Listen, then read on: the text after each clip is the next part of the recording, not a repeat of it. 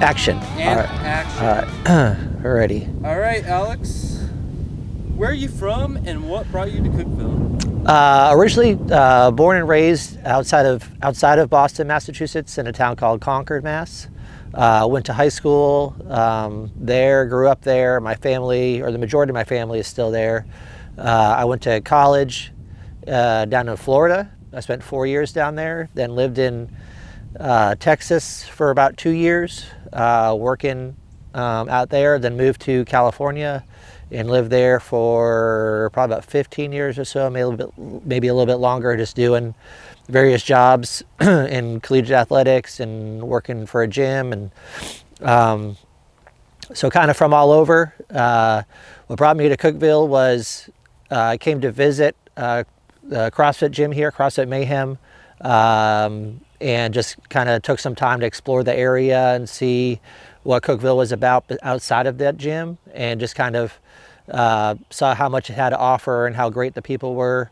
And at the same time, I was looking to get into the fire service, and just happened to all kind of come together where Cookeville City Fire was hiring, and was fortunate enough to get on with them, and moved out here in 2019. April. It's been 5 years. April of 2019 is when I moved out here.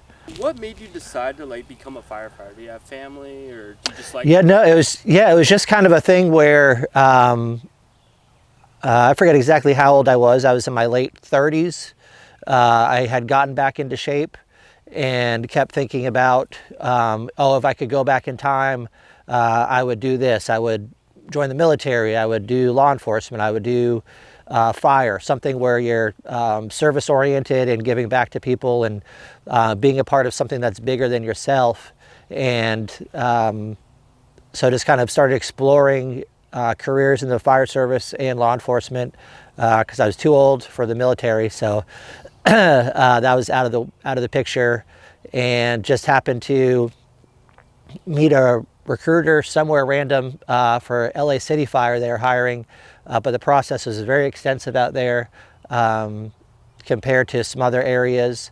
And it kind of, as I mentioned earlier, kind of coincided at the same time of looking to move out of California and into out here to Tennessee and Cookeville specifically.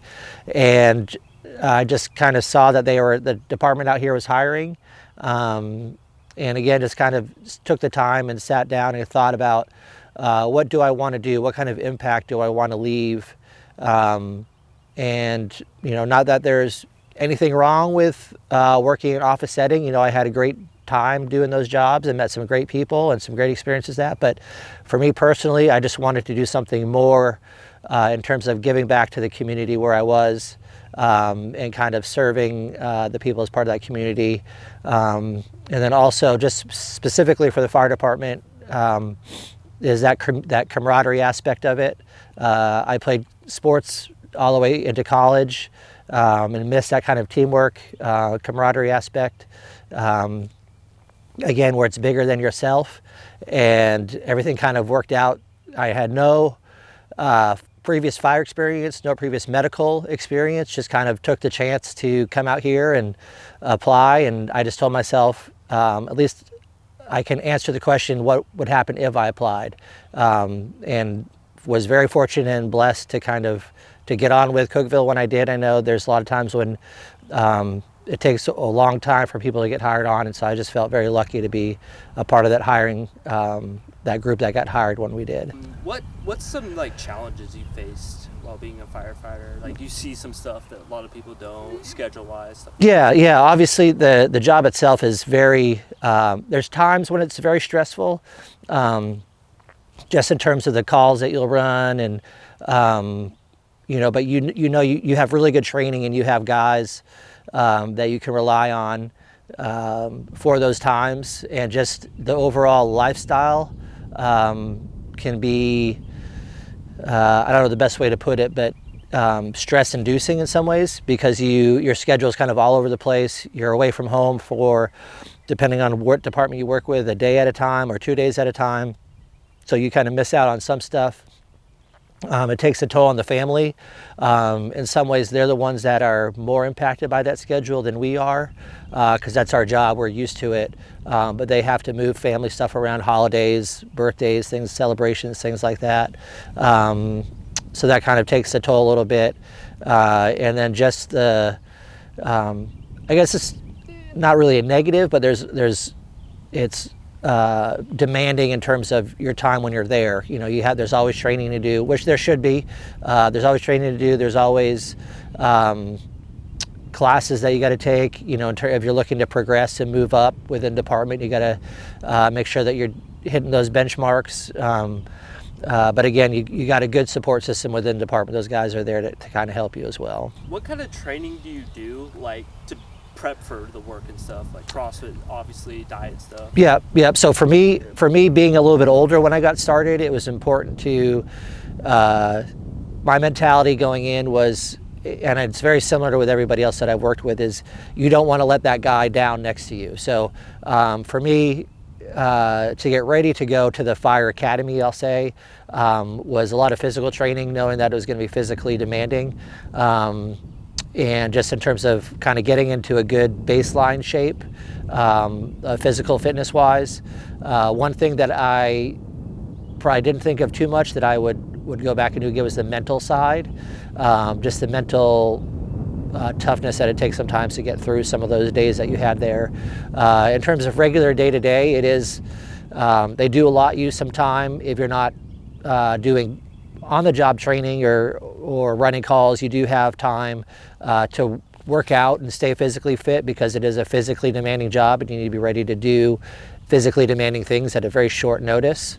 And so it's just, making sure that I work out appropriately on shift and off shift. And then as I am a little bit older, making sure that I do eat correctly. I can't eat like I used to back in my 20s or early 30s. So just making sure that I pay attention, and that's a little bit more difficult at times than the physical training sometimes. What advice do you have to others that want to become a firefighter, looking into it? Or? Yeah, I mean, I tell everybody that asks that it's the best job that you'll ever have. You know, like I said, I got started later on, so I've had a lot of different jobs that I've worked. It is by far the best job you'll ever have. It's it is demanding, like I said, but the guys that you work with make it worthwhile.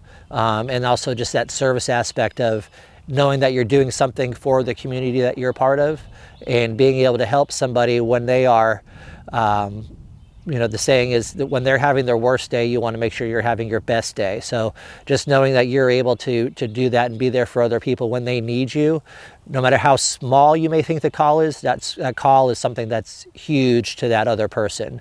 Otherwise, they would not be calling 911 to have somebody help them with whatever. So just making sure that when you show up, you're ready to work and you're professional. And I forgot what the question was, but I think just advice to others. Advice to others. Yeah. So know that know going in that it is both physically demanding, but it's also very mentally demanding, which a lot of people may not think of going into it. So just kind of being prepared to handle, in a way, the things that you do see. Some of the calls may take a toll on you, but you have to realize that you do have people there that'll help you, and that you got to utilize that support. And I would just say, if you are looking to get into fire, ask a lot of questions, visit a station, talk to guys that are working in the job, especially at the department you're trying to get onto, or if you're looking to move to another department. But just talk, because guys will talk to you.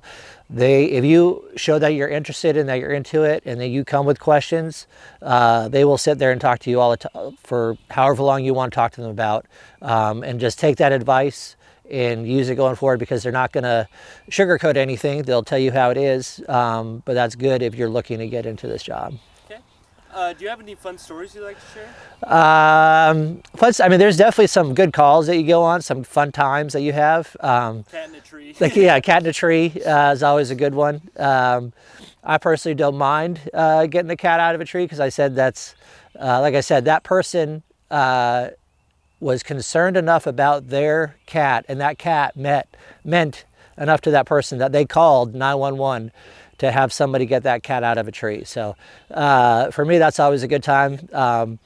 The good times, though, are really back at the station. You know, that brotherhood that's there, that sitting around the kitchen table at dinner or lunch, just, you know, just talking about whatever the subject is that day, or just laughing about, you know, some mistake that somebody made, you know, just, but that's the good times.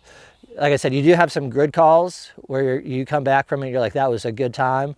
But the majority of the good times are just that working out with your crew, or just sitting around and talking about life in general with those guys. Awesome.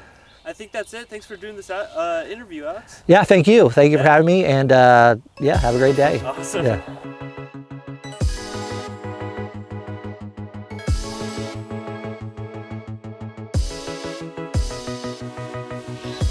I don't know where I'm supposed to look. I'm just gonna look in the distance. Just slowly kind of look at the camera. Oh, that's perfect.